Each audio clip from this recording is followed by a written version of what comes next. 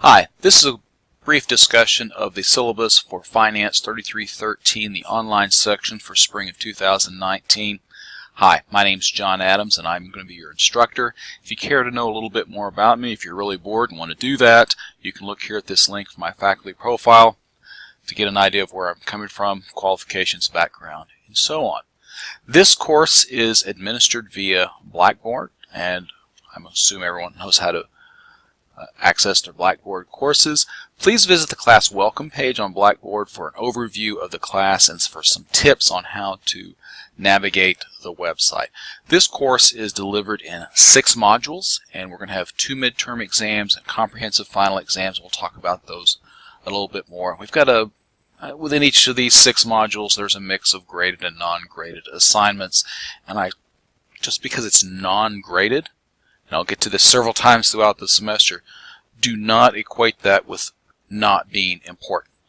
Some of the non-graded assignments will give you information about the final exam. So for example, the dynamic study modules, and we'll get into that a little bit more, inside the My Finance Lab product, they are not graded, but they're an excellent source for concept type questions. We do a lot of math type problems in finance, but about half any of the exams is going to be concept type questions, and a great place to go for some help for those are the non-graded dynamic study modules. So just because it's not graded, don't mean that don't interpret that as being not important. Alright, so I'm going to let you read these on your own, the course description and objectives. We also have those located inside the Blackboard modules in more detail, so I'll let you read those on your own. The office hours, this is an online class, of course, so I don't have any office hours. I'm available either in person or online by appointment, and please do not interpret this as meaning that I don't want to have appointments, I don't want to talk with students. Nothing could be further from the truth.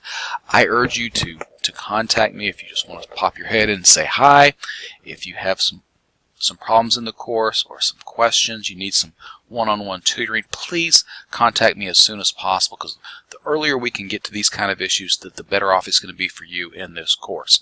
So I look forward to meeting you, and if you're on campus, and even if you don't have any issues or anything, you just want to pop your head in and say hi, I'd love to meet you in person as well. I would ask that you be careful before sending emails. It's not that I don't want to hear from you. It's just if it's an email that's something that's already covered in the syllabus or in the class website otherwise, please look there first before you send me an email. I have a lot of students, and if I get multiple emails on the same topic or my inbox gets flooded on a particular day, it makes it hard for me to really respond quickly to the emails that need to be emails from you that need to be answered immediately. So please review the class website and syllabus before sending me an email. We also have discussion pages set up, and I'll be talking about those throughout the semester. In those discussion pages on the discussion board inside of Blackboard, we got a special thread for homework questions, a thread for exam questions, and a thread for general class questions and so forth. So that'll be your go-to place to ask a question about those type of things, and I'll try to answer those just as quickly as possible. I strive to answer all emails and discussion page questions within 24 hours. My actual goal is to get you a response much quicker than 24 hours, but that's kind of the max they ever want to take. So I'm assuming you've met the requirements for being in the class, or you wouldn't be here. The required resources for this class, you're going to have the text, and that's Principles of Managerial Finance, the 8th edition, and we have made some special deals with the publisher, Pearson, to really get those costs down, so you can get an e-text only version of this book for around $90, $95, $99, something like that. And if you buy it at the bookstore, it's going to be a little bit more. I think it's like $110, because the bookstore, you can see where their profit margin is. But you can buy the book, the e-text version, either directly from Pearson on Blackboard, or you can purchase it through the bookstore. If you want to get a printed version, there's a loose leaf value edition, and at the bookstore that runs somewhere around $150. It's a little bit cheaper. You may be able to find a little bit cheaper somewhere else, but the key is whether you buy it from the bookstore or you buy it directly from the My Finance Lab, you're going to be okay, because it'll also give you the access codes to be able to access the My Finance Lab, and that's going to be critical because the My Finance Lab, that's where the homework and the testing takes place inside of My Finance Lab. So you might be able to find this book on Amazon or eBay or some other place for a lot less, but unless it includes an access code to get you into My Finance Lab, I really wouldn't look at those versions of the book. We've got a required movie. A lot of times you can find this free. I'm sure that if you look around you can buy it for free. It's also available on Amazon and Netflix, and a lot of times for free. You're going to have to complete the finance tutorial. This is a spreadsheet assignment. There's 13 spreadsheets.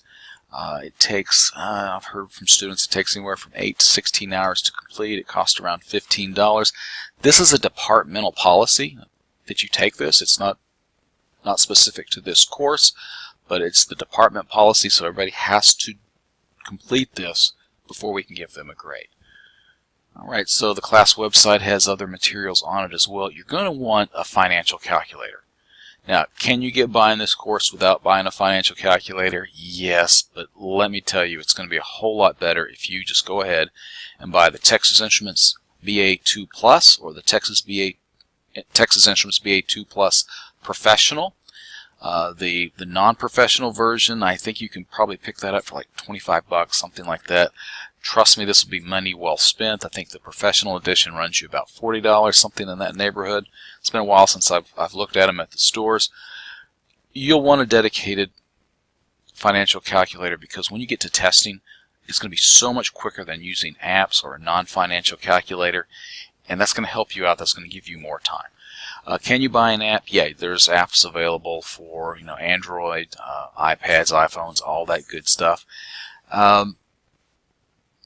If you go the app route, I recommend installing a device that you're not going to be using for testing. So, and if you use a Proctor, the Proctor U option for taking the test, they may not allow you to use calculators no matter what my instructions are. So just to avoid that hassle, I really recommend that you buy a dedicated financial calculator. I can't emphasize that enough, that you do that. All right. Electronic devices. This is an online course, so obviously you have to have a computer.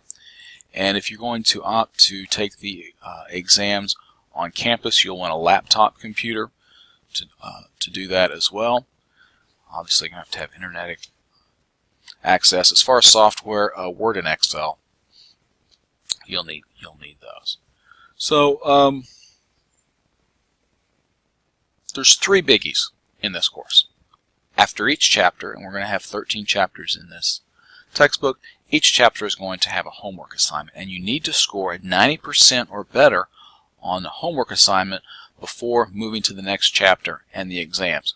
So, for example, before you can do Chapter 2 homework, you have to have scored a 90% or better on Chapter 1 homework. And before you can take the Midterm 1 exam, you have to score a 90% or better on all the homeworks leading up to the Midterm 1 exam. And before you can take the final exam, you're going to have to score 90% or better on all 13 homework assignments. There'll be 2 midterm exams. We'll get into the actual date that those are covered in a second. You're going to have 2 options for the midterm exams. You can come to campus and take the exam, or you can take it online via an online proctoring service called Proctor U. The Proctor U folks, they charge you about $20 to administer the exam. You come to campus, you get to take the exam for free, and the same thing holds for the final exam. Time value of money spreadsheet, again, I talked about that a little bit before. Those are available at the bookstore for around $15, and they have to be done. All right, so attendance. So this is an online class, so attendance is a little bit different in this course. At the end of the semester, I'm going to look back, do a random sampling of 5 of the video lectures. And if you made all 5 of them, you get a 100% attendance score. If you just made, let's say you missed one, you got 4 out of 5, then you're going to get 4 out of 5 of the points. So there's 5 percentage points total for each attendance. So if you miss one of the 5, then you'll get 4% total. And we'll get to the grading here in just a little bit. All right, so our grades, so the standard, A is 90 to 100. You'll say, well, what is this 85 here? This is the class percentile ranking. So if you are in the top 15% of your class, so if your percentile ranking is 85 to 100, you get an A. Likewise, if you get between 90 and 100 without the percentile ranking, you'll get an A. And if you are in the 55th to 84th percentile, you'll get a B. If you're in the 25th to 54.9 percentile, you'll get a C.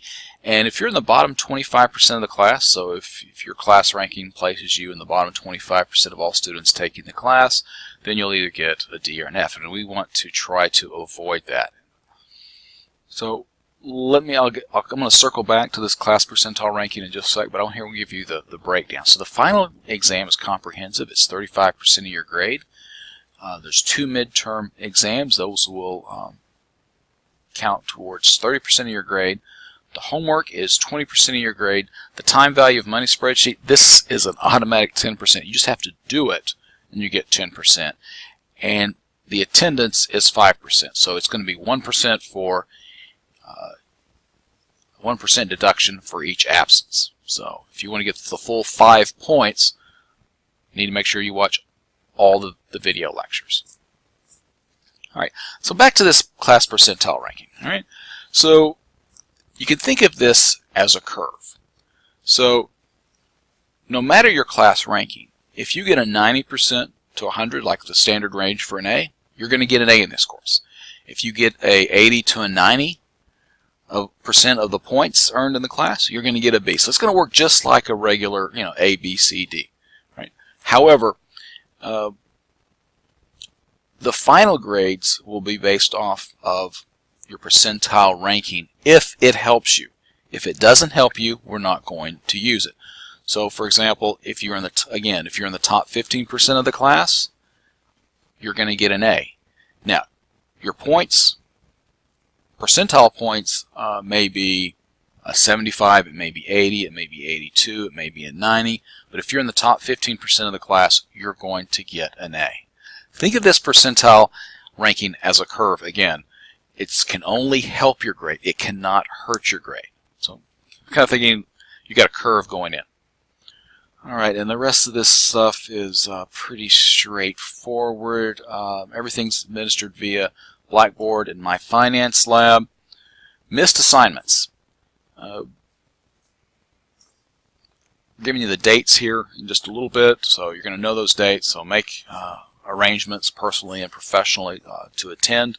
You cannot take an exam early, but you can take it late with a penalty, and the penalty deduction is 5% per day. So for example, if you're 2 days late, the maximum score you can get is a 90%. You need to make up the exams within 7 days of the exam date. Now those homework assignments, you can take them anytime. So we've got some soft deadlines throughout the semester just to keep you on pace for the homework assignments.